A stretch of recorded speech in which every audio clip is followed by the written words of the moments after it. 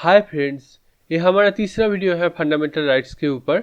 और अगर आप लोगों ने अभी तक पिछला 2 वीडियो नहीं देखे हैं तो मैं सजेस्ट करूंगा आप पहले जाके वो 2 वीडियो को देख लीजिए, जिसका लिंक मैंने नीचे डिस्क्रिप्शन में दिया हूँ। और उस वीडियो को आप हमारे इंडियन पॉलिटी के प्लेलिस्ट में जाके भी देख सकते हैं। और पिछले वीडियो को हम जहाँ पे छोड़े थे, मतलब आर्टिकल 19 में, वहीं से आज के वीडियो को आगे बढ़ाएंगे और आर्टिकल 20, 21 और 22 को देखेंगे। तो चलिए शुरू करते हैं आर्टिकल 20 से और देखते हैं आर्टिकल 20 में क्या कहा गया है।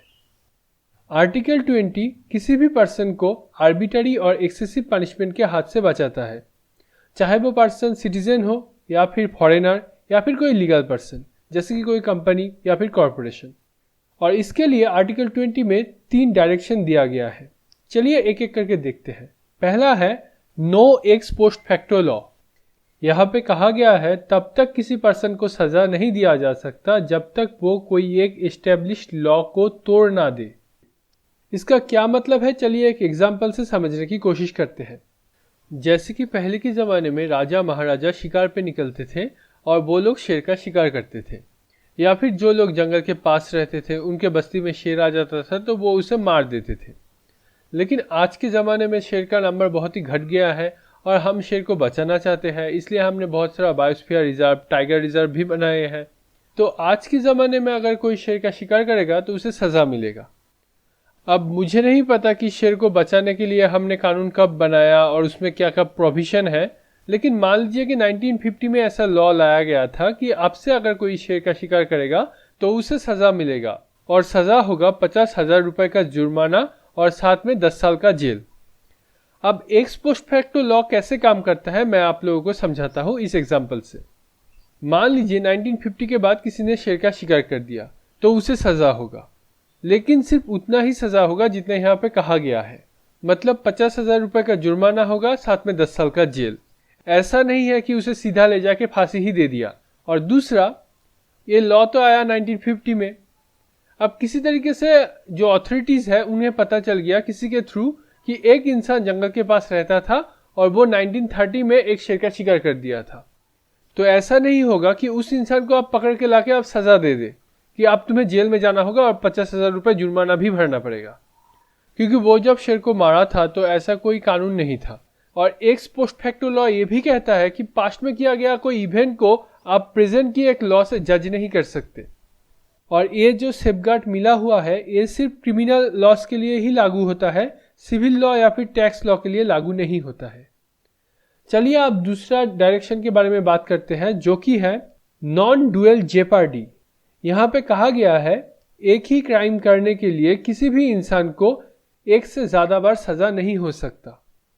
लेकिन हाँ, यहाँ पे भी वही बात है, ये आपको तभी मिलेगा जब आप कोई कोर्ट में जाएंगे या फिर ट्रिब्यूनल में जाएंगे, कोई डिपार्टमेंटल या फिर एडमिनिस्ट्रेटिव अथॉरिटी के वहाँ पे कोई इंक्वायरी चल रहा है, तो उस दौरान आपको ये नहीं मिलेगा। चलिए आप तीसरी डायरेक्शन के बारे में बात करते हैं, जो है नो सेल्फ इंक्रिमिनेशन। यहाँ पे कहा गया है किसी भी एक्यूज्ड को खुद के खिलाफ गवाह देने के लिए फोर्स नहीं किया जा सकता है।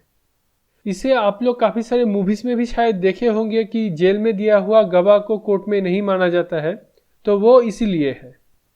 किसी भी अपराधी से रिटेन में या फिर वर्बली सेल्फ इंक्रिमिनेशन नहीं किया जा सकता। लेकिन हाँ, पुलिस अगर अपने इन्वेस्टिगेशन के लिए अपराधी से ब्लड सैंपल ले रहा है या फिर कोई थंब इम्प्रेशन ले रहा है तो वो ले सकते हैं, क्योंकि उसे इंक्वायरी में कोऑपरेशन की तरह से देखा जाता है। चलिए अब आगे बात करते हैं आर्टिकल 21 के बारे में। आर्टिकल 21 हमें protection of life and personal liberty देता है, जहाँ पे कहा गया है no person shall be deprived of his life और personal liberty except according to the procedure established by law. यहाँ पे जो लास्ट फ्रेज है प्रोसीड्योर एस्टेब्लिश्ड बाय लॉ, ये बहुत ही इंपॉर्टेंट है। इसे अच्छी तरीके से समझने के लिए पहले हम आर्टिकल 22 को देख लेते हैं, उससे हमें पता लगेगा प्रोसीड्योर एस्टेब्लिश्ड बाय लॉ का मतलब क्या है। फिर हम आके आर्टिकल 21 को देखते हैं। तो चलिए पहले देख लेते हैं आर्टिकल 22 में क्या कहा गया है। आर्टिकल 22 ऐसा किसी भी इंसान को जिसे अरेस्ट किया गया हो या फिर जेल में डाला गया हो उसे प्रोटेक्शन देता है। अब डिटेंशन 2 तरीके का होता है, पहला प्यूनिटिव डिटेंशन और दूसरा प्रिवेंटिव डिटेंशन। प्यूनिटिव डिटेंशन का मतलब होता है कोई क्राइम पहले किया गया हो और उसके बाद उसे अगर सजा मिले तो वो हो गया प्यूनिटिव डिटेंशन। और प्रिवेंटिव डिटेंशन का मतलब है फ्यूचर में कोई एक क्राइम को रोकने के लिए किसी सस्पेक्ट को अगर पहले से ही जेल में डाल दिया जाए तो वो हो गया प्रिवेंटिव डिटेंशन। आर्टिकल 22 में दो तरीके का डिटेंशन के लिए दो तरीके का डायरेक्शन दिया गया है। पहले बात कर लेते हैं प्यूनिटिव डिटेंशन के लिए क्या क्या रूल फॉलो करना होगा। पहला तो ये, अगर पुलिस किसी भी इंसान को अरेस्ट करने जाएंगे तो अरेस्ट करने से पहले उसे बताना होगा कि किस वजह से उसे अरेस्ट किया जा रहा है। दूसरा, मान लीजिए जिसको पुलिस ने अरेस्ट किया है वो बहुत ही गरीब है, उसके पास पैसा नहीं है लॉयर रखने का, तो क्या उसे एक लीगल ट्रीटमेंट नहीं मिलेगा, अपने बात रखने का कोई चांस नहीं मिलेगा कोर्ट में। इसीलिए सरकार की तरफ से उसे एक लॉयर दिया जाएगा ताकि वो अपनी बात कोर्ट पे रख पाए।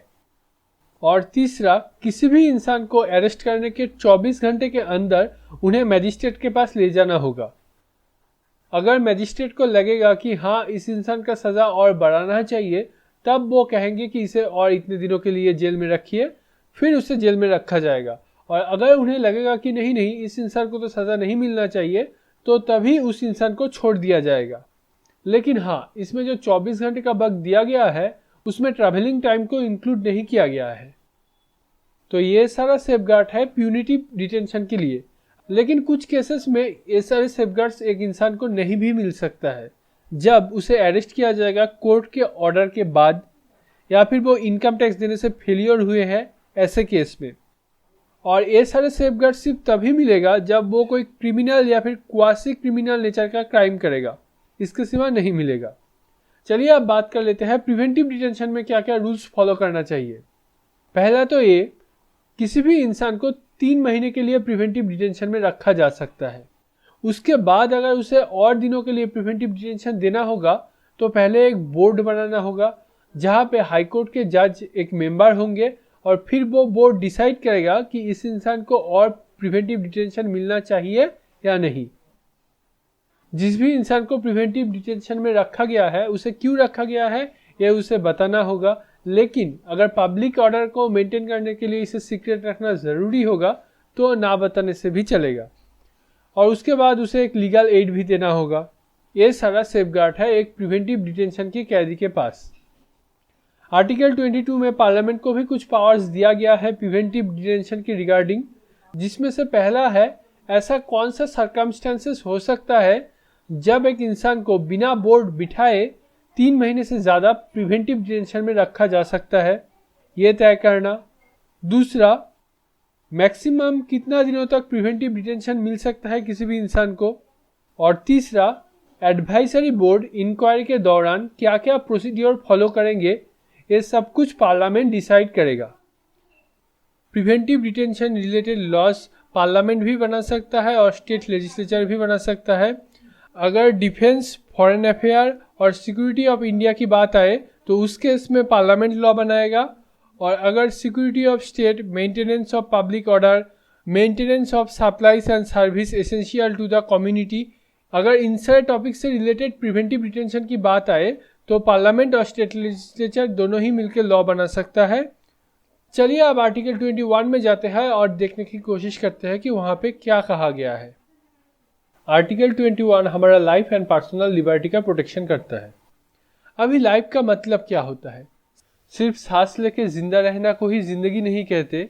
एक इंसान को अपनी चॉइस और डिग्निटी के साथ जीने के लिए जो जो चीज़ें ज़रूरी होता है वो सब कुछ आ जाता है आर्टिकल 21 के अंदर। इसलिए सुप्रीम कोर्ट 34 ऐसे चीज़ों को आइडेंटिफाई किया है अभी तक जो कि एक इंसान के ओवरऑल ग्रोथ के लिए बहुत ज़रूरी है, जिससे मैं डिस्क्रिप्शन में दे दूंगा, आप लोग देख लेना। इसमें से बहुत सारा राइट्स आता है, जैसे कि अच्छा हेल्थ का राइट, प्राइवेसी का राइट, उसके बाद अच्छा सा एनवायरनमेंट का राइट जहाँ पे हम अच्छे से सांस ले पाए, प्योर वाटर का राइट, या फिर राइट टू एजुकेशन। जैसे राइट टू एजुकेशन पहले फंडामेंटल राइट्स नहीं हुआ करता था, पहले ये DPSP में था। हमारा फाउंडिंग फादर ने ये सोच के रखे थे कि जब हमारे स्टेट के पास ऐसा अपॉर्चुनिटी आ जाएगा, पैसा हो जाएगा, तब सभी सिटीजन को पढ़ने का भी हक मिलना चाहिए। और इसी के लिए 86 कॉन्स्टिट्यूशन अमेंडमेंट एक्ट 2002 में राइट टू एजुकेशन को आर्टिकल 21 के अंदर 21A में लाया गया, क्योंकि ये हमारा एक बहुत ही इम्पोर्टेंट नीड है ओवरऑल डेवलपमेंट के लिए, और इसीलिए इसे राइट टू लाइफ के अंदर लाया गया है। अभी जिस वजह से मैं आर्टिकल 21 को छोड़ के आर्टिकल 22 में चला गया, उस फ्रेज की बात करते हैं, मतलब प्रोसीड्योर एस्टेब्लिश्ड बाय लॉ के बारे में बात करते हैं। तो देखिए, आर्टिकल 22 में मैं जितने भी सारी चीज़ें आप लोगों को कहा, जैसे कि किसी को भी अरेस्ट करने से पहले उसे बताना पड़ेगा कि किस लिए उसे अरेस्ट किया जा रहा है, उसके बाद उसे एक लीगल एड देना होगा, फिर मैजिस्ट्रेट के पास ले जाना होगा, ऐसा जितने भी सारे प्रोसीड्योर दिया गया है, ये सब कुछ को मानने के बाद ही एक इंसान से उसका पर्सनल लिबर्टी लिया जा सकता है। लेकिन अगर इसमें से एक भी चीज़ मिस हो गया तो वो हो जाएगा आर्बिट्रेरी डिटेंशन। और क्योंकि उसमें प्रोसीड्योर एस्टेब्लिश्ड बाय लॉ को फॉलो नहीं किया गया है, मतलब जो जो चीज़ें करना चाहिए था वो नहीं किया गया है, इसीलिए उस इंसान को छोड़ देना होगा। अभी इससे एक बहुत ही इंटरेस्टिंग चीज़ है और दो केसेस भी रिलेटेड है। एक है A.K. गोपालन वर्सेस स्टेट ऑफ मद्रास 1950 का केस, और दूसरा है Maneka Gandhi versus Union of India का केस 1978 का। इन दोनों केसेस के बारे में बात करेंगे, लेकिन उससे पहले एक बहुत ही आसान सा एग्जाम्पल से समझने की कोशिश करते हैं। मान लीजिए कि एक ऐसा लॉ है, वैसे ऐसा लॉ तो कभी बनेगा नहीं, लेकिन फिर भी समझने के लिए सिर्फ मान लीजिए कि ऐसा एक लॉ है कि जो भी इंसान बाइक राइड करेगा उसे रेड हेलमेट ही पहनना पड़ेगा, और अगर कोई दूसरे कलर के हेलमेट वो पहन लिया तो उसे 10,000 रुपये का फाइन हो जाएगा। मान लीजिए बस एक बार के लिए, जो भी इंसान जा रहा है वो रेड हेलमेट पहन के बाइक चला रहा है, पुलिस देख रहा है, लेकिन कोई बात नहीं, किसको भी पकड़ नहीं रहा है, क्योंकि ऐसा लॉ है कि कोई भी रेड हेलमेट पहनेगा तो कोई दिक्कत नहीं है।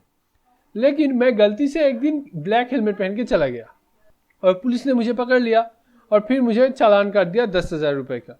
अब मैं चला गया कोर्ट के पास, तो कोर्ट के पास जाके मैंने कहा कि माय लॉर्ड देखिए ये क्या हो गया, मैंने तो हेलमेट पहना था फिर भी मुझे चालान कर दिए। तो कोर्ट क्या देखेगा कि यहाँ पे क्या लॉ को फॉलो किया गया है? तो पुलिस आके कहेगा कि जी माय लॉर्ड, अब देखिए यहाँ पे लॉ बनाया गया है कि रेड हेलमेट पहनने से हम नहीं पकड़ेंगे, लेकिन ये तो काला हेलमेट पहन के आया था, इसे तो पकड़ना ही था। तो कोर्ट बोलेगा तो सही तो है, प्रोसीड्योर एस्टेब्लिश्ड बाय लॉ, जो कहा गया है वही किया है, तो दिक्कत क्या है, हम क्यों इसे देखें?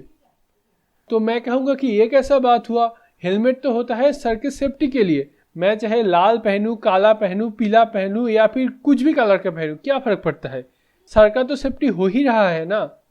उसके बाद कुछ देर सोचने के बाद मान लीजिए कि जज ने कहा कि हाँ सही तो कह रहा है, लगता है कि लॉ में ही कुछ गलती है और इस लॉ को ही चेंज करना चाहिए, कोई भी किसी भी कलर का हेलमेट पहन सकता है। ठीक ऐसा ही केस A.K. गोपालन वर्सेस स्टेट ऑफ मद्रास के साथ हुआ था, जब सुप्रीम कोर्ट ने एक नैरो अप्रोच लिया था और कहा था अगर प्रोसीड्योर एस्टेब्लिश्ड बाय लॉ, मतलब लॉ को मानने के बाद कुछ किया गया है तो वो सही है, हमें देखने की ज़रूरत नहीं है कि लॉ सही है या गलत। लेकिन बाद में 1978 में इसी टाइप का एक टॉपिक उठा, जब मेनका गांधी का पासपोर्ट को उनसे सीज कर लिया गया था इंडिया आने के बाद, पासपोर्ट एक्ट के जरिए। लेकिन क्यों किया गया था ये वजह नहीं बताया गया था। तो ये केस सुप्रीम कोर्ट में पहुंचा और इस बार सुप्रीम कोर्ट ने बोला कि हाँ पासपोर्ट एक्ट को मानते हुए काम तो हुआ है, लेकिन हमें लगता है पासपोर्ट एक्ट में ही खराबी है, क्योंकि इसमें बताया नहीं जा रहा है कि किस वजह से पासपोर्ट को लिया जा रहा है। और इस बार सुप्रीम कोर्ट ने कहा कि लॉ को ही चेंज करना चाहिए। और ये जो अप्रोच है कि लॉ को क्वेश्चन करना कि लॉ ठीक है या नहीं, इस अप्रोच को कहा जाता है ड्यू प्रोसेस ऑफ लॉ, और ये अमेरिका में है। 1978 में सबसे पहले ड्यू प्रोसेस ऑफ लॉ को इंडिया में अप्लाई किया गया था, और अभी आज के दिन में बहुत सारे जगह पे ड्यू प्रोसेस ऑफ लॉ को अप्लाई किया जाता है। तो चलिए इस वीडियो को यहीं पे ख़त्म करते हैं, और अगले वीडियो में हम पूरा फंडामेंटल राइट को ही ख़त्म कर देंगे। और अभी के लिए आप कमेंट करके बताइए आपको ये वीडियो कैसा लगा। अच्छा लगा है तो लाइक कीजिए, शेयर कीजिए अपने फ्रेंड्स और फैमिली के साथ, और अगर आप हमारे चैनल में नए हैं तो सब्सक्राइब करने के बाद बेल आइकन पे ज़रूर क्लिक करें, इससे जब भी मैं कोई नया वीडियो अपलोड करूँगा आप लोगों के पास नोटिफिकेशन आ जाएगा। Finally thanks for watching.